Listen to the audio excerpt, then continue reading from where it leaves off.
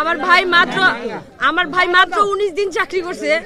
তো 19 দিন চাকরি করে আমার ভাইয়ের জীবন থেকে 16টা বছর নষ্ট হয়ে গেছে। হয়তো ওর জীবনে অনেক কিছু দিতে পারবো, কিন্তু এই 16টা বছর কখনোই দিতে পারবো না।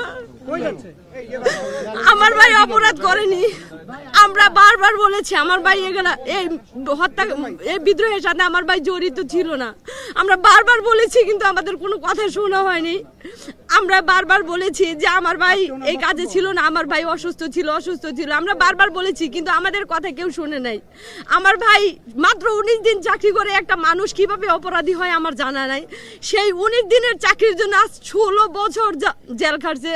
এই 16 বছর হয়তো আমি জীবনে অনেক কিছু দিতে পারবো, কিন্তু আমার ভাইকে এই 16টা বছর আমি দিতে পারবো না। তবে আমরা যে অপরাধী নয়, এটা এখন সারা বিশ্বের মানুষ জানুক যে আমরা হত্যাকাণ্ডের সাথে জড়িত ছিলাম না। যারা এই হত্যাকাণ্ডের সাথে জড়িত আর যারা মূল হুতা, আমাদের যেই প্রধান উপদেষ্টা আছে সারা বিশ্ব সারা বাংলাদেশের জনগণের কাছে বলি যে যারা এই মুখোশের আড়ালে আছে তাদের প্রত্যেকের আইনের আওতায় এনে শাস্তি দেওয়া হোক, কঠিনতম কঠিন শাস্তি দেওয়া হোক, যারা এই আমাদের জীবন থেকে 16টা বছর কেড়ে নিয়েছে।